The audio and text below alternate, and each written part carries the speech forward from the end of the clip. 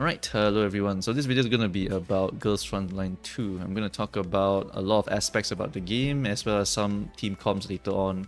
And yeah, this game I'm just super excited for. I've done a ton of research and I can't wait to play this game. Yeah, this game is just straight up XCOM with anime girls, and I love XCOM, I love Fire Emblem, I love turn-based tactical RPGs. This shit is my jam, which is why I'm definitely playing this game.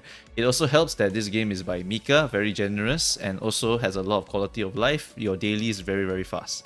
So yeah, this game has a lot going for it, a lot of reasons to go and try out this game at least for a little bit.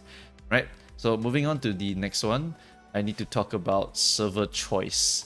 The server choice is very important because there's no crossplay at all, right? And some countries you're kind of stuck with how play or depending on your mobile device. If you are like iOS, you're pretty much stuck. But if you're Android, there is a workaround. I will not say it. But for the server choice here, for me, I'm in how play, which means that my mobile I will get how play. And my PC, I can either do how play through Steam or I can do Dark Winter through the main client. So what I'm doing is I need to find out where my friend is playing. So my friend is playing on Dark Winter, he's going to download the main client, so I am also going to do that because I want to play in a guild with them, and I also want to borrow his unit because he's a whale and he's going to get V6 Klukai for me. Right, so that is the reason why I'm going to be playing on the Red server here. Right, if you want to play on PC and mobile at the same time, then you also need to make sure that your region you are in a place where you are by default getting your Dark Winter if you are going to play Dark Winter on the PC as well. If you want to play on How Play, then you will need to find a workaround to make sure your mobile is also in How Play. Otherwise, your account, the data, cannot be shared because there's no account sharing crossplay either. So yeah, just need to make sure you're very clear about which server you want to go in, where your friend is going, blah blah before you choose. Okay. Next one, time commitment, I said it before, is very fast because there's a sweep function, you pay stamina and then you get the rewards and that's it. Like, that's how useful this function is. Straight up, oh, you don't need to sit here and watch these animations play. All you need to do is press this skip button, congratulations, you have cleared the stage.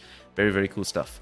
The dailies, very fast, can be 2 minutes to 5 minutes, but there will be some weekly bosses, so that might be 15 minutes. There are some bi-weekly bosses, add another 30 minutes for that, and there will be some guild PvP. I didn't write that down here, but the guild PvP is about 45 minutes from what I understand. So, in general, the commitment time for this game, depending on your struggling, if you take longer to clear the boss, then you might take longer, but generally it's not as high as a lot of other gacha games, and it's very, I would say, respectful of your time due to that sweep function. That sweep function is literally one of the big reasons why I want to play this. I do not want to sit there and auto.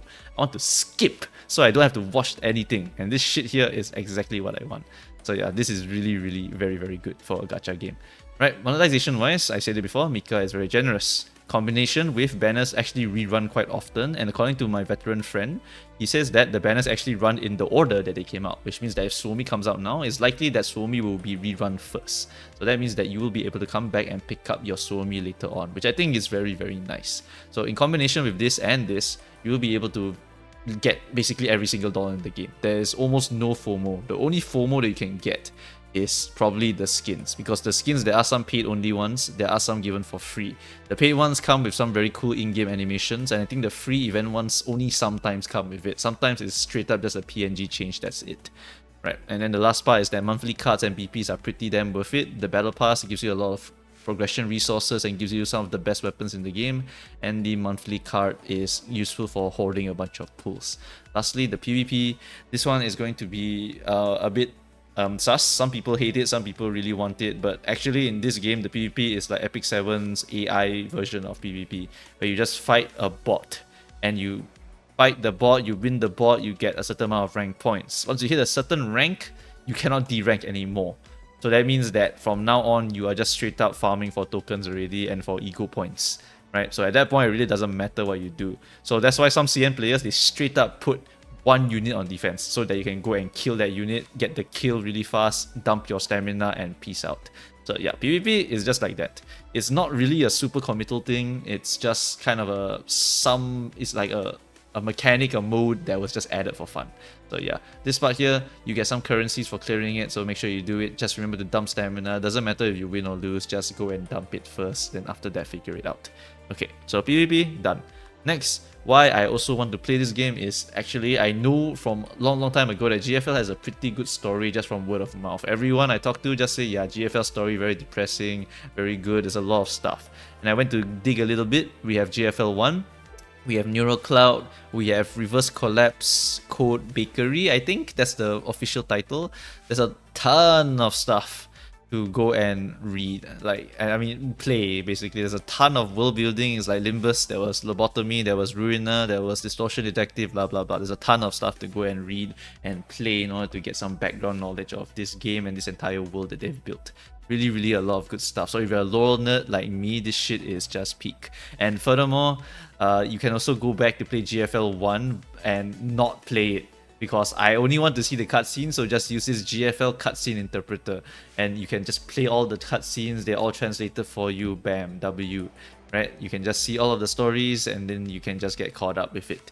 In addition, there's always the great lore keeper Ferrari5149 on Discord. I'll give you the link to the Discord so you can read this if you want. But this is a total of 650 Google Doc pages. I have not even come close to scratching a surface into this thing here. Like, this shit here is so thick.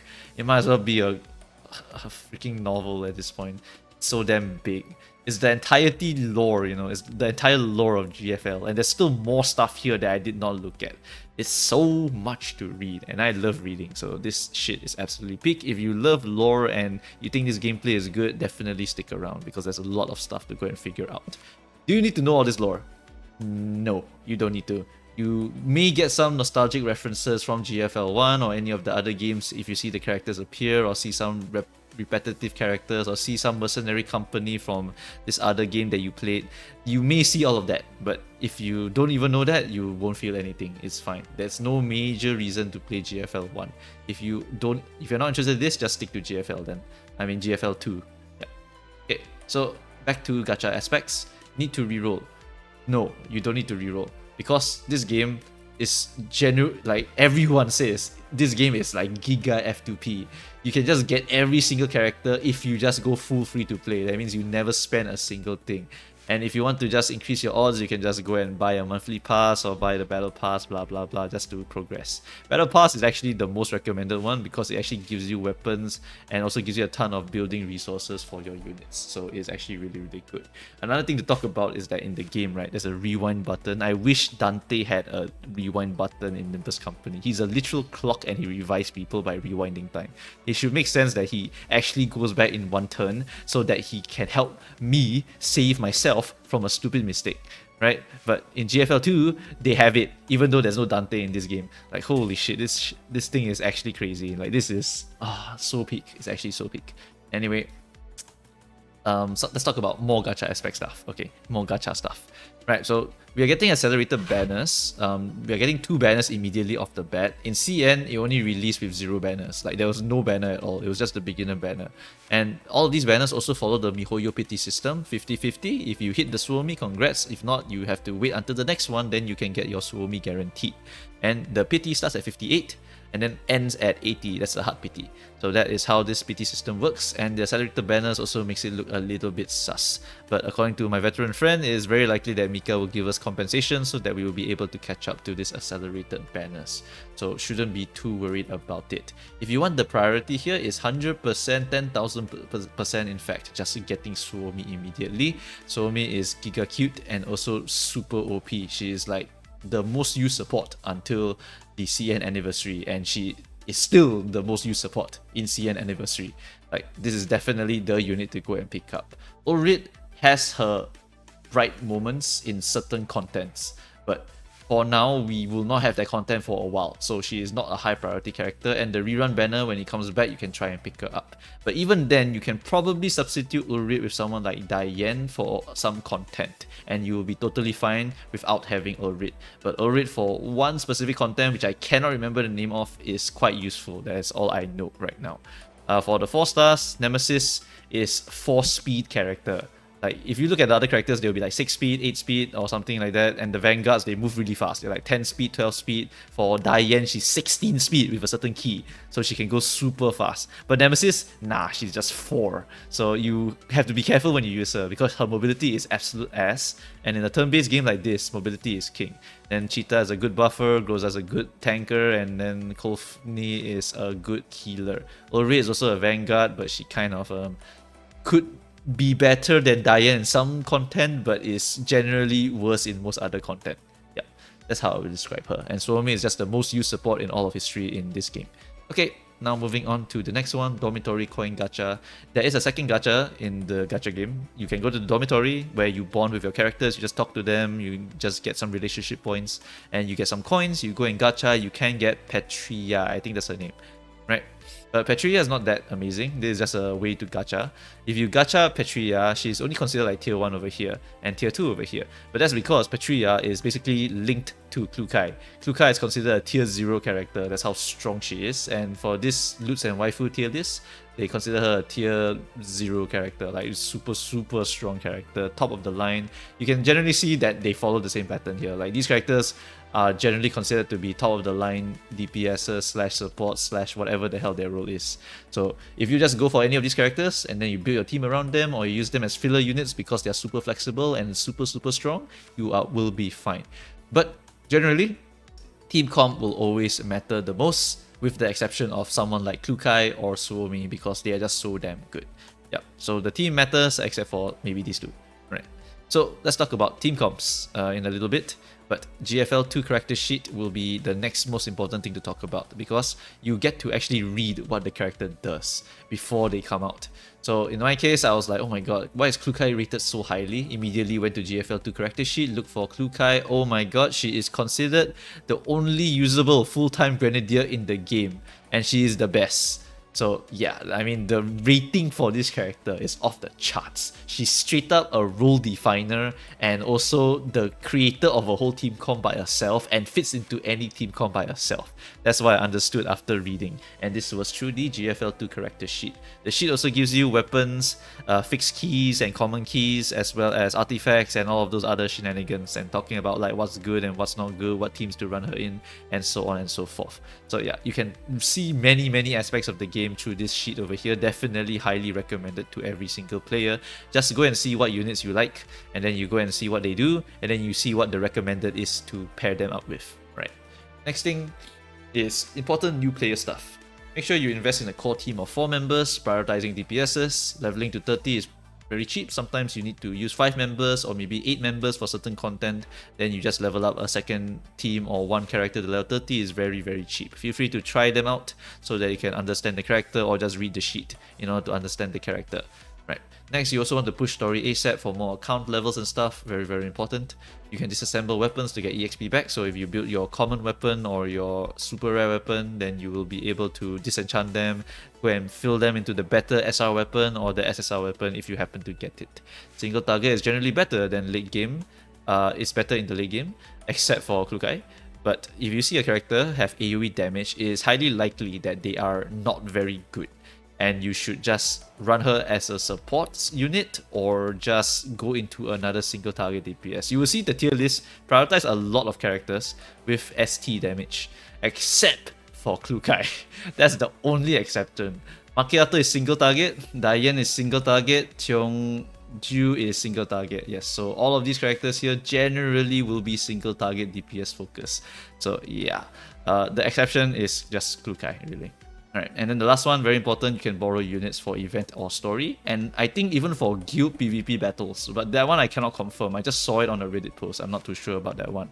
But from what I understand, if you have a whale friend who gets Klukai V6 and then you're like, I get to go and just use this as a borrow and just kill all these PvE enemies? Okay, let's go and borrow that. Which is why I'm going with my friend, because I know he's a V6 Klukai enjoyer, so I'm definitely going to enjoy that from him. Alright, so now let's talk about team comps. I'm just going to talk about the archetypes briefly and then you can just kind of figure it out yourself. But for early game, burn team and global team is what I consider to be the best versions of the teams to try and go for. The reason being is that the burn team, right, you actually get a lot of the pieces quite early on, except for Sharky. You have to pull for Sharky.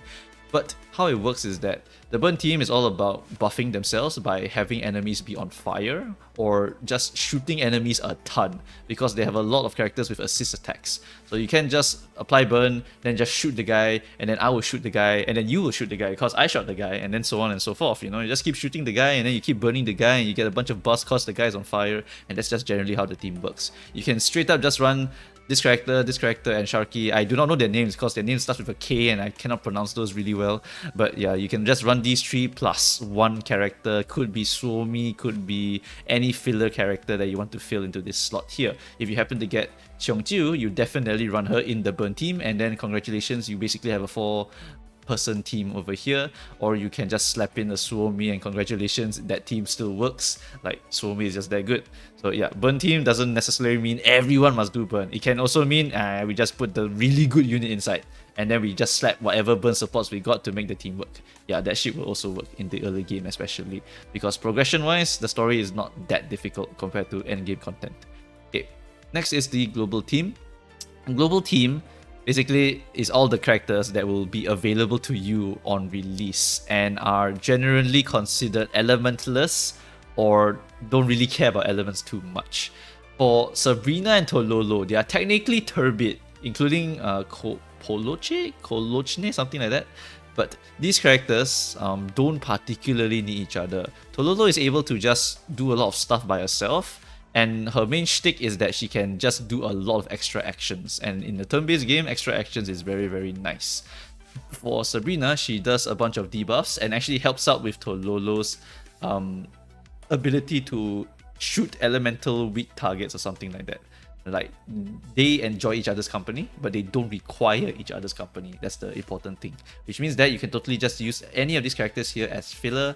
There's Vepli, which we're getting for free. Krita, we're getting for free. And I think it's either Broya or Nemesis that we're getting for free. So just use any of these filler characters for any role that you want. And remember that level 30 is very cheap, so if you need a side team, just go and level up some of these characters over here. It's totally fine. You can still clear most content in the story mode with any of these characters here. And I'm pretty sure you can also figure out a way to clear it on hard modes. It's just that it's going to be much, much harder compared to using the really OP characters. Right, so that's for the global team. Let's talk about the future teams, the ones that will be not here for a very long time. We have Klukai and Friends. It's not Corrosion, it's just Klukai and Friends. Because without Klukai, none of you exist. This character here shoots people that get hit by AoE. Klukai does AoE damage. Wow, oh my god, that means that this character synergizes with her, stuck together forever. Melty, Corrosion support. Oh, who does Corrosion? Klukai. No Klukai? Oh, there's no other Corrosion. Alright, peace out. So that is really generally why this team only exists, because of Klukai. This team did not exist until Klukai came in. That's just how crazy it was. Alright, so Corrosion team done. Let's talk about the Ice team now. So the Ice team, we have, I think it's Deshivana, Suomi, Macchiato, and Lotto. Right? So all these characters here all support ice in some way or another. Suomi is just, generically very good, but she's still an ice character, so she really enjoys being in the ice team. And Macchiato is an ice DPS. I think she's only second in terms of single target damage compared to Cheongju, which is saying very good things, because Cheongju is considered a very, very strong single target dealer.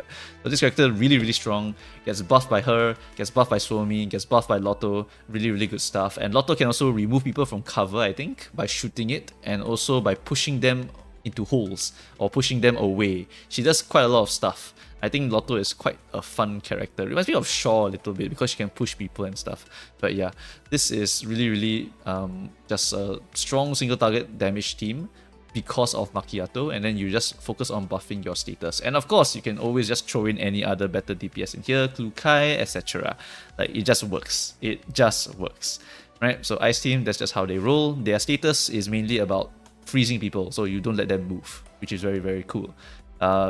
Burn is more about dot damage, and for Corrosion is also about dot damage, but also amplifies damage dealt by your team.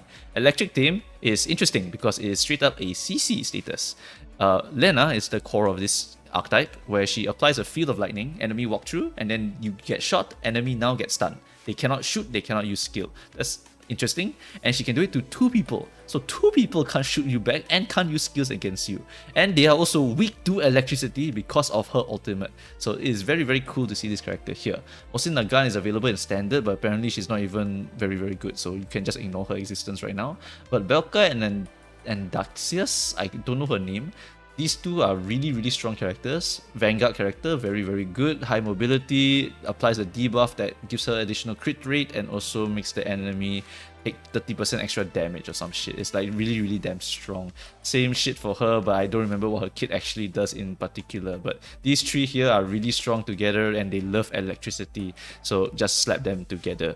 Turbid, I said it before, they don't really have too much synergies. Poloshine, as far as I know, just doesn't have any synergy with them. She kind of just does her own thing, but she's a very good healer.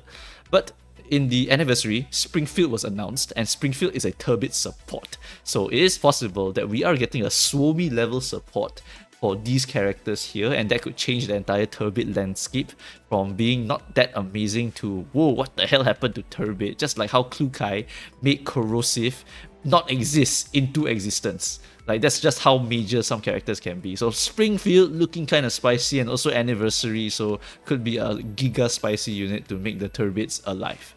So don't know, but Tololo really enjoys getting more actions, enjoys shooting people with elemental weaknesses, I think, and yeah, there's a lot of other stuff that they could go for. Turbid is weird because it's a bit of an anti-heal status, while others are just straight up CC statuses in some way or dot damages. Turbid is straight up, you cannot heal. So it's a bit situational whether it's better or not, right? So yeah, they will need some major support in order to make them really good. And the last one is going to be Dai Yan, who kind of gets a page by herself because she just fits into any team comp. She has the highest movement in the game, 16 movement with a common key, and she has very good scaling on her abilities, so she can flank, look for like any enemies isolated, kill them, and then she scales. Because she kills people, she gets coordinated, she gets calibrations, and she gets flawless calibrations eventually, and then you just like get some crazy alt cooldown timing. Like, it's just ridiculous how fast she can scale. And her high mobility also lets her do objectives. So some maps, they require you to do a certain objective. Dai Yan with the 16 movement, my goodness dude, 16 movement in a turn-based RPG.